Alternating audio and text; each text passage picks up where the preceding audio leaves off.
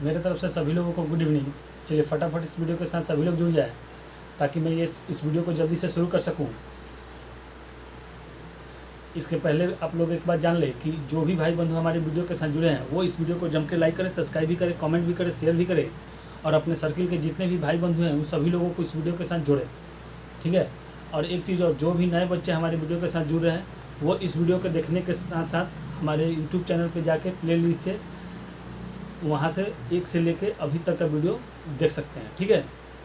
तो चलिए हम लोगों ने अभी तक जो भी है, आपका समय ज़्यादा नहीं लेंगे, ठीक है।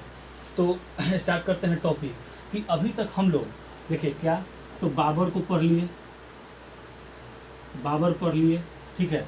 बाबर के बाद हुमायूं पढ़ लिए, हुमायूं के बाद अकबर पढ़ लिए, अकबर के बाद जहांगीर पढ़ लिए, ठीक है। जहांगीर को पढ़ लिए। तो देखिए अब हम लोग आराम से एक एक पॉइंट को देखते हुए चलते हैं। अब जहांगीर के बाद इसकी पत्नी नूरजहां के बारे में पढ़ेंगे, लेकिन थोड़ा सा इसके पहले हम लोग जान लेते हैं कि मैंने आपको यहाँ तक पढ़ा दिया था कि यह इसके समय में 1608 और 1615 में 2 इंग्लैंड से राजदूत आए थे, ठीक है। जेम्स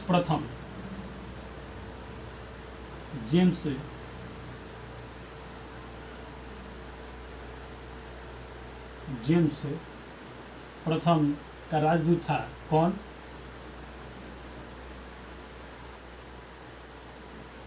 कैप्टन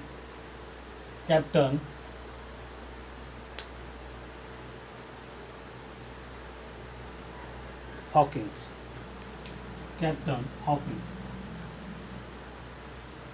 ठीक है, कैप्टन हॉकिंस। लेकिन अब आराम से पढ़ लें। तो ये क्या था कि कैप्टन हॉकिंस जो आया जहांगीर के दरबार में, वह एक्चुअली में जहांगीर के लिए नहीं बल्कि अकबर के लिए आया था, क्योंकि यह जो पत्र लेके आया था उसमें अकबर का जिक्र था, ठीक है। तो ये क्या हुआ था कि कैप्टन हॉकिंस दरबार में पहुंचा, वो तो पहचानता नहीं था कि हाँ अकबर है कि जहांगीर है, ठीक है। तो वो वहाँ पे पहुँच के और उसने बताया कि हमारे जो राजा हैं जेम्स प्रथम, उन्होंने आपके लिए एक फरमान भेजा है, और वो फरमान पढ़ के वो सुनाता है और वह बताता है कि हमारे राजा ने आपकी बहुत ही बड़ाई की है, ठीक है। और वह सारा बड़ाई किसका था? तो अकबर का था, ठीक है। अकबर के बड़ाई जहांगीर के दरबार में वो सुना दिया। जहांगीर चुपचाप इसको सुनता रहा और बाद में इसने क्या किया कि यह जो कैप्टन हॉकिंस था वह इससे एक्चुअली में फारसी में बात किया था। किस भाषा में? फारसी में बात किया था, जिसके चलते जहांगीर ने इसे क्या किया कि इंग्लिश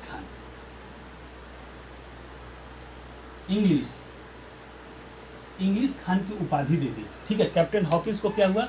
जहांगीर ने इंग्लिश खान की उपाधि दे दी, लेकिन इसने सारा चीज अकबर के बारे में बताया, अकबर की बड़ाई की, जिसके चलते इसने क्या किया कि व्यापार करने के लिए छूट प्रदान नहीं की।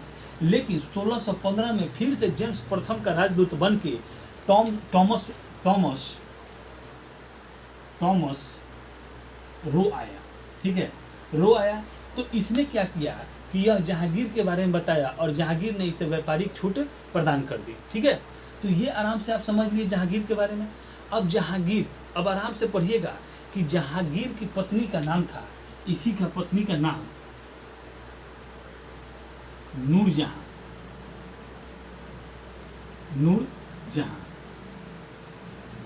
ठीक है। नूरजहां। तो अब नूरजहां जो थी, इसका कभी कभी पूछता है कि इसका असली नाम क्या था। तो नूरजहां का यहाँ से पॉइंट बाई पॉइंट अब बनाते चलेंगे। यहाँ से असली नाम, ठीक है। तो असली नाम इसका था मेहरुन निशा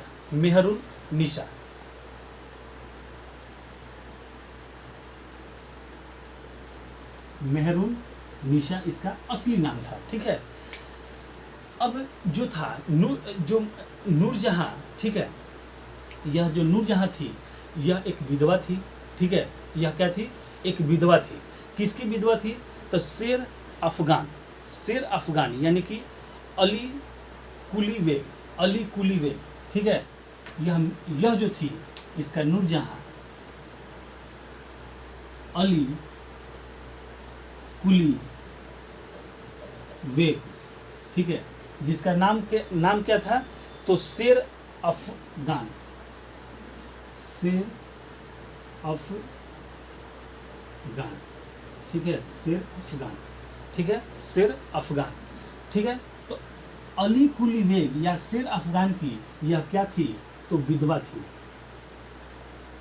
क्या थी, तो यह विधवा थी, ठीक है, नूरजहां थी। इसे देखिए, तो यहाँ बाबर ने अपने सेनापति के पत्नी से क्या किया था, शादी कर लिया था, ठीक है, सॉरी यहाँ अकबर आइए, ठीक है, तो इसका नाम था, इसे जहांगीर के दरबार में अकबर की विधवा सलीमा बेगम की सेवा में लाया गया था। तो ये अकबर जो था, ठीक है, अकबर जो था, इसने मतलब कि अपने वो क्या कहते हैं, सेनापति के पत्नी से, ठीक है, जिसके अंगरक्षक में उसने सारा चीज जीता था, लेकिन यह उसके विधवा से शादी कर लिया था, जिसका नाम था सलीमा बेगम, सलीमा बेगम, मैंने बताया था। तो सलीमा बेगम के देख रेख के लिए ही नूरजहां को क्या किया था, लाया गया था जहांगीर के दरबार में, ठीक है, क्योंकि सलीमा बेगम, अब ये तो अकबर की मृत्यु होने के बाद सलीमा बेगम यहाँ तक भी थी, तो जहांगीर के दरबार में नूरजहां को इनके देख रेख में क्या किया था, लाया गया था, ठीक है, लेकिन इन्हीं के सेवा के लिए लाया गया था। लेकिन एक नौरोज, जो कि नौरोज एक त्यौहार मनाया जाता है जो 9 दिनों तक चलता है, ठीक है, तो ये क्या हुआ, नौरोज त्यौहार, ठीक है, नौरोज त्यौहार के दिन, मतलब कि नौरोज त्यौहार के दिन ही जहांगीर ने मतलब कि इस किसको, नूरजहां को प्रथम बार क्या हुआ था कि देखा था, ठीक है, उसकी सुंदरता को देखकर यह मतलब बहुत ही सुंदर थी, ठीक है, तो इसकी सुंदरता को देखकर यह इस पे क्या हुआ था, फिसल गया था, ठीक है, और यह मतलब कि इसके पीछे लग गया। तो पता मतलब कि यह क्या थी, एक नूरजहां दासी थी, किसके सेवा में आई थी, तो सलीमा बेगम के सेवा में आई थी, ठीक है, लेकिन यह किसकी विधवा थी, शेर अफगान या अली कुली बेग की विधवा थी, ठीक है। तो यह क्या हुआ कि नौरोज त्यौहार के दिन जहांगीर इसे प्रथम बार देखा, और देखने के साथ मतलब ये बहुत ही सुंदर थी, तो यह क्या हुआ कि फिसल गया, ठीक है, यह इसके सुंदरता के पीछे फिसल गया, और यह क्या करने लगा कि इसका पीछा करने लगा, और मतलब कि सीधे इसने शादी के लिए इसे प्रपोजल रख दिया, किसने, जहांगीर ने, ठीक है, जहांगीर ने नूरजहां को क्या कर दिया, शादी के लिए प्रपोजल रख दिया। और देखिए, अब कोई भी इंसान क्या करेगा, अब यह देख रही है कि एक तो हम विधवा हैं, दासी हैं, प्लस में हम राजा, मतलब कि आज के समय का जो सबसे बलिष्ठ राजा है, उसने मुझे शादी का ऑफर दे रहा है, तो कोई क्यों नहीं शादी करना चाहेगा, ठीक है, तो इसने इस ऑफर को क्या कर लिया, स्वीकार लिया।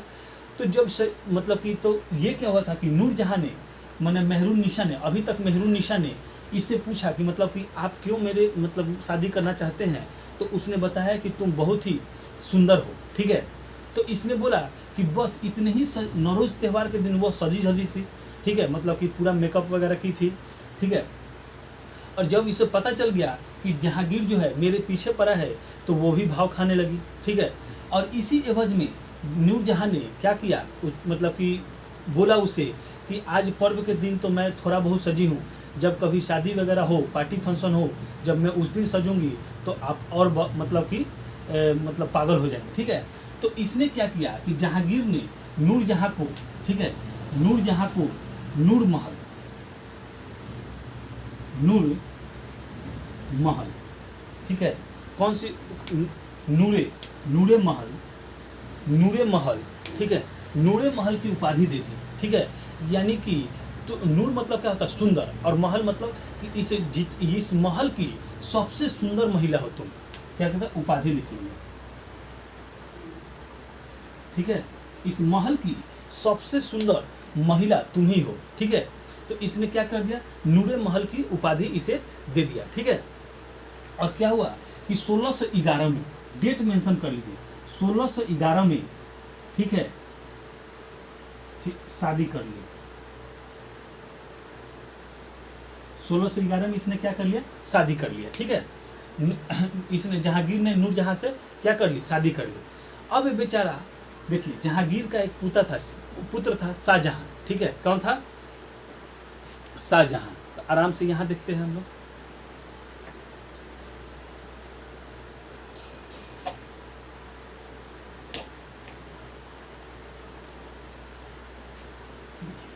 तो अब क्या था, जो शाहजहां था वह इसे देख नहीं सकता था नूरजहां को, ठीक है। तो नूरजहां को इसलिए नहीं देख सकता था क्योंकि शाहजहां जो था उस समय खुद 27-28 साल का था, ठीक है, 27-28 साल का था। तो वो अब देख रहा था कि मेरे शादी करने का एज लैप्स कर रहा है और मेरा बाप जो है बुढ़ापे में भी इतने सुंदर मतलब कि लड़की से शादी कर रहा है, ठीक है। तो जिसके चलते नूरजहां जो थी बहुत ही तेज औरत थी, वह धीरे धीरे क्या कर रही थी कि मतलब कि अब राजकाज में इन्वॉल्व होना चालू कर दी थी, ठीक है।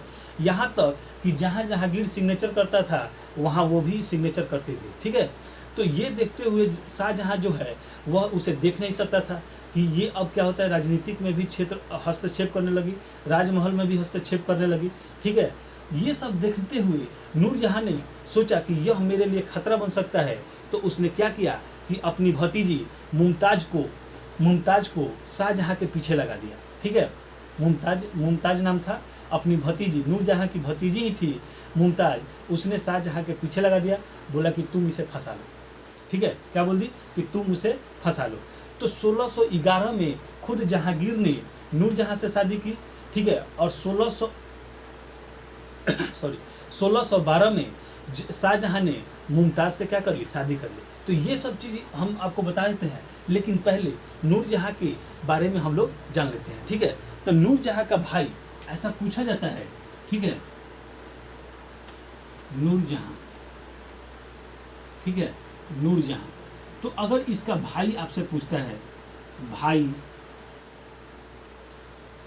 माता और ये आपका पिता, इन सब के बारे में एक एक करके हम लोग जान लेते हैं।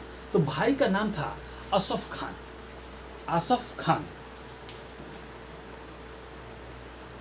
आसफ खान भाई का नाम था, ठीक है। बस इसके लिए इतना ही ज़्यादा है। लेकिन नूरजहां के माता से सवाल पूछा जाता है कि नूरजहां माता का नाम असमत बेगम,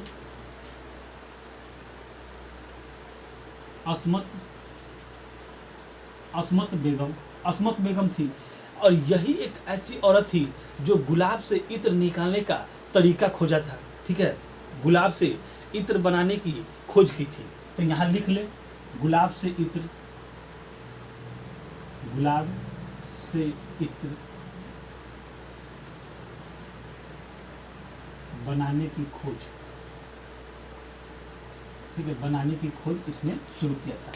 असमत बेगम जो कि नूरजहां की माँ थी। तो ये सवाल पूछा जाता है कि सर्वप्रथम इत्र से गुलाब बनाने का पद्धति किसने लाया था। तो असमत बेगम जो कि नूरजहां की क्या थी, माँ थी। यही एक सवाल इनसे पूछा जाता है, ठीक है। अब पिता के बारे में जानते हैं, ग्यास बेग इसके पिता का नाम था। नूरजहां के पिता का नाम क्या था, ग्यास बेग, ठीक है। तो जहांगीर ने इन्हें एक उपाधि दिया था जिसे कहते हैं एकतामुल दौला,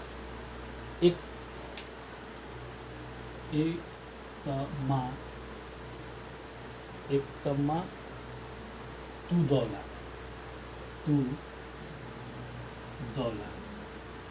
ठीक है, एकतमा दिल दौला की उपाधि किसने दिया था, जहांगीर ने दिया था। छोला हो गया, ठीक है। तो आपसे पूछा जाता है कि ज्ञानुद्दीन बेग को एकतमा तू दौला की उपाधि किसने दी थी। तो जहांगीर ने दिया था। किसने दिया था, तो जहांगीर ने दिया था, ठीक है। इसके बाद क्या हुआ था कि नूरजहां ने आगरा में एकतमा दू दौला का मकबरा बनाया, यानी कि अपने पिता का मकबरा, ठीक है, नूरजहां में ही ऐड कर ले, अपने पिता का मकबरा आगरा में क्या किया, बनवाया, ठीक है। जो कि भारत में सफेद थी बेदाग सफेद संगमरमर से बनने वाला पहला मकबरा था। ठीक है, तो लिख लीजिए यहाँ पे कि भारत में बेदाग सफेद, ठीक है, बेदाग सफेद संगमरमर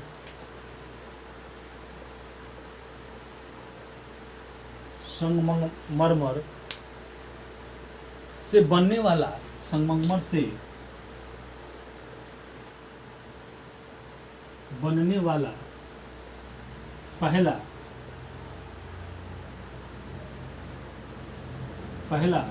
मकबरा था। ठीक है, यानी कि ताजमहल से भी पहले ये क्या हुआ था कि बन चुका था। ठीक है, ताजमहल से भी पहले बन चुका था। तो ये नूरजहां और जहांगीर के बारे में हम लोग पढ़ लिए। ठीक है, अब हम लोग देखते हैं कि इसके बारे में हम लोग थोड़ा सा पढ़ लेते हैं। तो आपको शाहजहां के बारे में, ठीक है, शाहजहां, ठीक है, शाहजहां के बारे में, ठीक है, शाहजहां के बारे में कि इसने 1612 में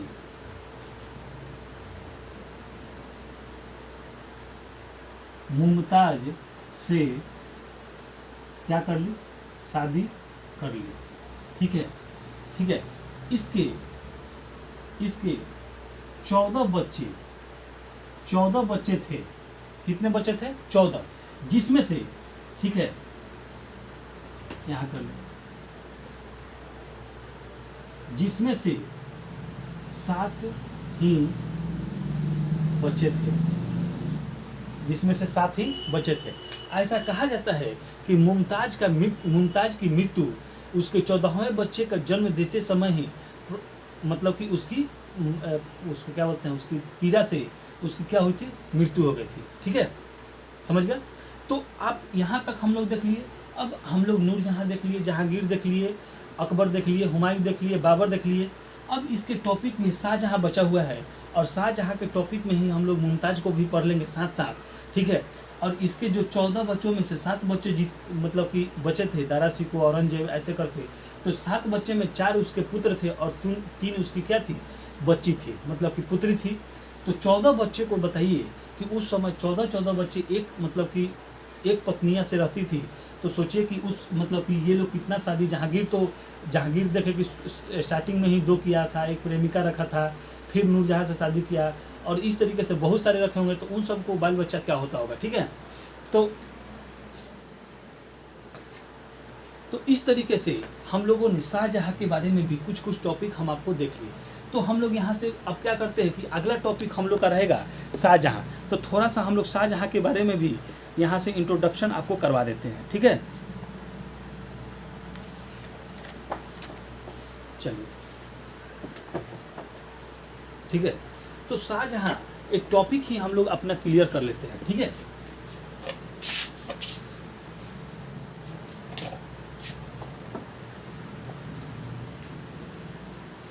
चलिए आइए, तो यहाँ हेडलाइन डालिए शाहजहां।